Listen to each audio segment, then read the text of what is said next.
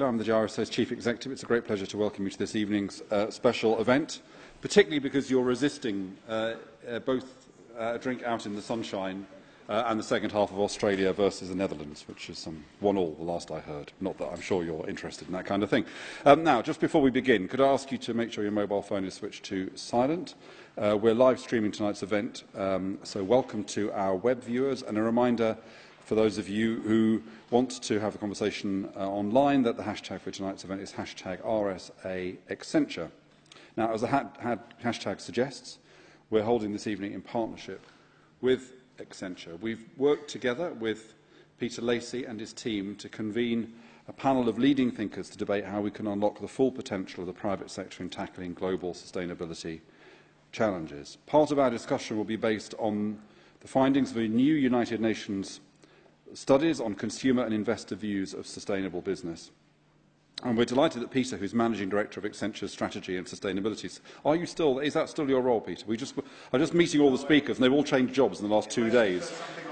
Very good. That's an enormous relief to us. So, Peter, who is Managing Director of Accenture's Strategy and Sustainability Services, is here with us this evening to introduce some of the key insights emerging from the major programme of work that he's been at the heart of in recent years. We're also joined by Neil Dunn, who is Chief Sustainability Officer at BT, Emma Howard-Boyd, who is currently Director of Stewardship at Jupiter Asset Management and an independent member of the Environment Agency Board, and by Toby Webb, Founder and Chairman of Innovation Forum, a leading provider of business intelligence for sustainability. So after we've heard from Peter, I'll invite Neil, Emma and Toby to make brief responses, and we'll have a kind of Q&A up here, but we'll also open up obviously for you to participate, and I promise you'll be back out in the sunshine by 7:15. So without further ado, please join me in welcoming Peter Lacey.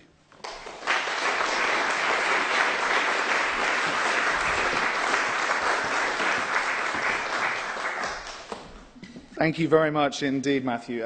Although I don't sound it and certainly don't look it, I actually am partially Chinese in the sense that I live in Shanghai, so you'll have to forgive me. It's 1 a.m. already in Shanghai, and I only arrived yesterday. So it's been one of the rare occasions where you have to keep the speaker awake rather than the other way around. So, first of all, thank you very much to the RSA, and thank you to Matthew for inviting me to speak this evening and for this opportunity. I think the RSA has been at the forefront of the debate on the role of business in society for 250 years now, and in particular looking at how to find practical solutions to some of the challenges that we face. So I can think of no better place to reflect collectively on our economy and where it's headed, and on the role that business can play in what the RSA have coined as the Great Recovery. And I think that when we think about that transition to a more sustainable economy, and it's something I spend a lot of time thinking about, and I'm sure some of you do too, really I think we're talking about a transformation. And I used the term for this lecture when we were thinking about it. I used the term Finding True North. And I've called this lecture Finding True North. And so really the question to start off with is, what do I mean by finding true north? I mean a world in 2050 where 9 billion people can live well, where we can live within environmental limits and resource constraints, where we've eradicated extreme hunger and poverty, where we've universal primary education and maternal health, and where we have reliable access to safe, clean drinking water and safe, clean energy. In other words, I think a fairer, greener, more resilient and more inclusive capitalism. And I think that capitalism needs to be enabled by a new model for growth, for prosperity and for development, decoupled from the overuse and the abuse of natural resources and the environment. And this evening, what I want to do is to reflect specifically on the role of business in setting us on this pathway to true north, drawing in particular, as I will over the next 20 minutes, on a programme of research that I've been conducting now for 10 years for the UN Secretary-General, first for Kofi Annan and more recently for Ban Ki-moon, which looks at trying to help the UN leadership understand the changing nature of business in society and business attitudes, particularly chief executives' attitudes to sustainability and how those are changing over time. And over the course of that 10 years, we have had responses from more than 2,000 CEOs across more than 120 countries, across 25 industries, and had one-to-ones with more than 200 chief executives to try and get underneath the skin of what they mean by sustainability in the past, present and future of sustainability. And what I'm going to argue is that despite the prominence of sustainability in corporate communications and rhetoric, real achievement is falling short. And that to foster the transformation we need, we have to move beyond incremental approaches and take a radical new approach to sustainability. You'll hear me talk about the idea of a transformation gap. And I think that the transformation gap really became apparent to myself and my team when we sat down and reflected. With another hat, I'm a fellow at Oxford at the Smith School of Environment and Enterprise, and we sat down and reflected together as a group of fellows and a group of Accenture colleagues on the 10 years of experience of engaging these CEOs on sustainability. And as we reflected on, in particular, the 2010 study, we reflected on the gap between the transformation that the scientific intelligence that we have globally and the economic evidence out there around issues like climate change. We reflected on what they told us would be required to foster a sustainable economy and the pathway that business was on in comparison to that sustainable pathway. And I think it would be fair to say that that pathway is best described not as heading north, but heading south.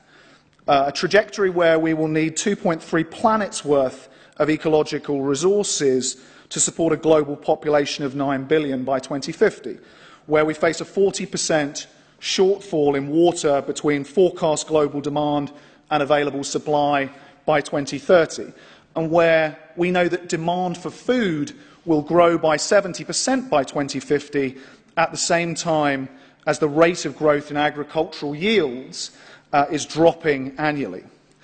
In other words, the gap between systemic change, a radical reshaping of structures and systems that can deliver prosperity and livelihoods, and the enthusiastic pursuit of mitigation and incremental achievement that seems to be the hallmark of most companies' approach to sustainability. Our 2010 study, which we called A New Era of Sustainability, was at the time the largest CEO study conducted on sustainability. And the tenor of the conversations, in the main, was unremittingly positive. So 93% of chief executives that we spoke to told us that sustainability would be important or very important to the future success of their business. And the majority anticipated a new era within 10 years where sustainability would be embedded in core business. In short, I think we heard a real bullishness. And to be perfectly honest, I sat in the room with 100 of those CEOs, and I think it was a sincere belief in the idea that markets and business could tackle many of these challenges. And I think they felt that despite a recognition that there were everyday challenges of competing priorities. Sustainability is not the only agenda item that most executives have to deal with.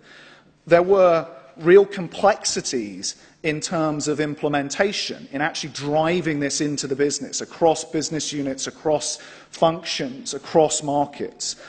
But that market forces would lead companies and industries to embed sustainability at the heart of their businesses. So, really setting us on a pathway towards the true north of a sustainable economy.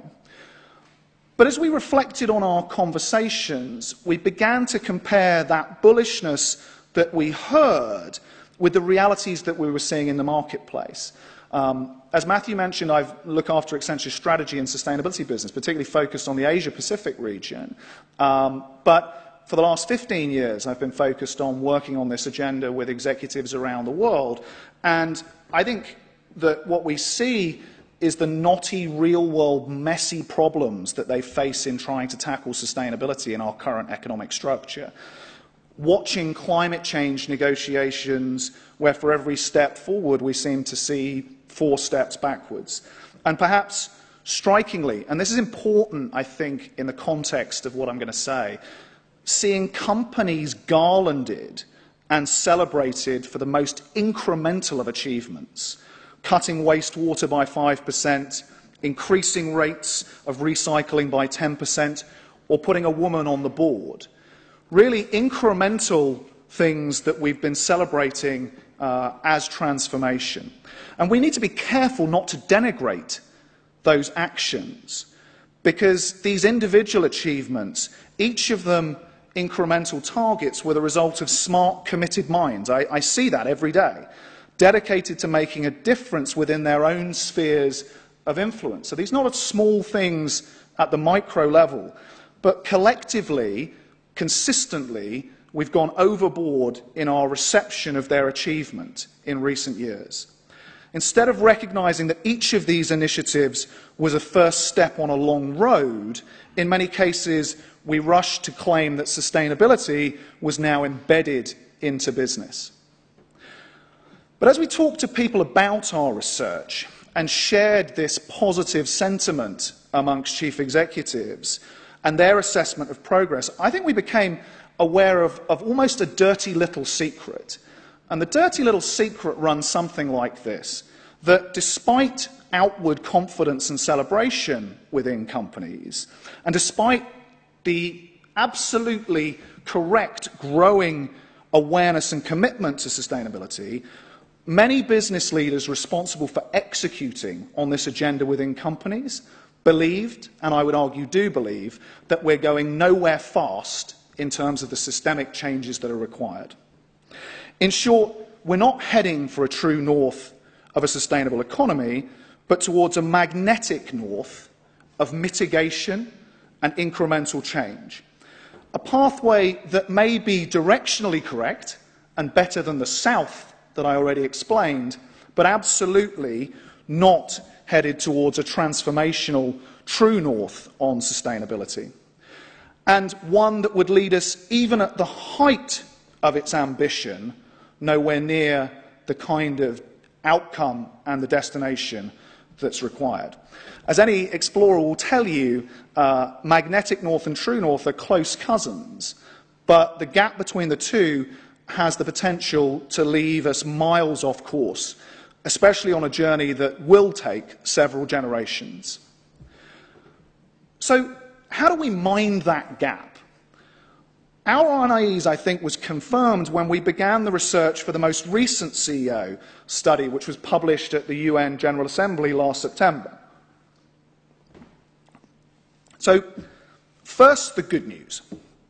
I think we see clear evidence of a growing awareness and commitment to sustainability amongst companies per se. You can see that demonstrated in things like just the pure numbers of companies, for example, signing up to the UN Global Compact, who are engaging in reporting for the first time, who have corporate responsibility strategies, who are beginning to think about these issues. But the bad news. As we talk to the leaders in the field, those companies who have been leading on sustainability for a decade or more, the sense of bullishness in 2013 that pervaded the conversations in 2010 had in large part disappeared and replaced by a sense of frustrated ambition. Frustrated with the mixed signals from consumers, demanding that companies do more on sustainability, but unwilling to reward them at the till. Frustrated with investors, apparently interested in sustainability, but unable or unwilling to factor performance into assessment and valuation in the main. Frustrated with governments unable to provide clear policy direction to create the right enabling environment for business to succeed. and frustrated with themselves in many cases in terms of the pace of change and also their own inability to measure, track and communicate the bottom line business benefits of sustainability. And I think that this frustration is a signal that far from continuing towards the new era anticipated by CEOs in 2010, actually we may have become complacent about incremental change, embedding sustainability into communications and rhetoric, but not into the realities of everyday business. Two headline numbers from the 2013 CEO study suggest that we need a rethink. Just 1/3 of the 1,000 CEOs that we surveyed believe that the global economy is on track to meet the needs of a growing population sustainably. And just 1/3 believe that business is doing enough to address sustainability challenges, a diagnosis of their own performance. And so it's clear that business as usual approaches will not be enough, and our faith in the incremental can sometimes do more harm than good, particularly if we conflate and confuse incremental with transformational. To enable the private sector to have a greater impact, I think we need to reframe sustainability away from its roots in corporate philanthropy and social responsibility, away from its current incarnation as a media-friendly packaging device for efficiency and incremental improvement, and towards a more radical agenda that asks how we shape an economy to bring prosperity and quality of life to 9 billion people by 2050. And that requires going beyond the firm. That's not something that can take place as transformational change within an organisation alone. To go beyond incremental requires firm-level initiatives, but also to drive deeper systemic change. Business has to reach beyond its own four walls and engage others to embed sustainability in the way markets work.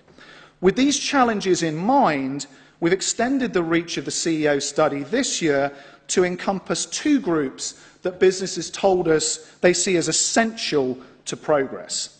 First, with our partners, Havas Media Repurpose, we've conducted a study of 30,000 consumers across 20 markets worldwide to examine their views on quality of life, their expectations on business and governments, and their attitudes towards sustainable business.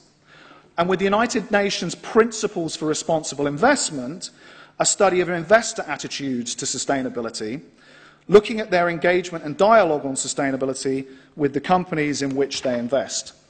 And my thanks particularly to Havas and to PRI, who are both here, for their commitment to partnering with us and advancing, I think, what's an important knowledge base and level of understanding on these two stakeholder groups. And as each of these studies released today sheds new light on the challenges of embedding sustainability into global markets and offers an imperative to business to do things differently if they're to succeed, not only in meeting their own aspirations, but also, importantly, in laying the foundations for a sustainable economy.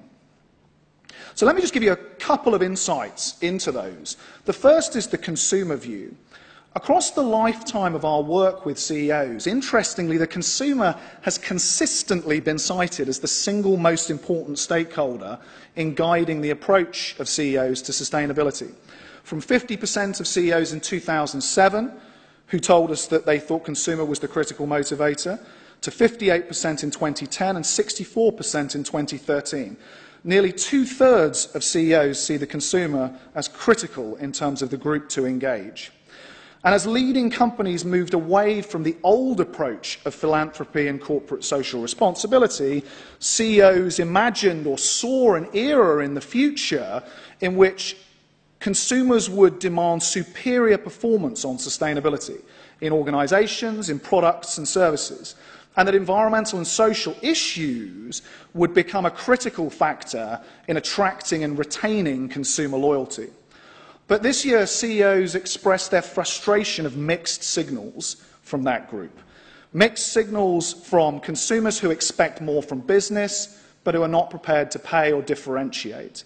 motivated instead by the traditional factors of price, quality, and availability, with sustainability in the mainstream a poor and distant cousin. And our consumer study clearly shows that businesses have failed to engage the consumer. They may not be uniquely responsible, but businesses have failed to engage the consumer.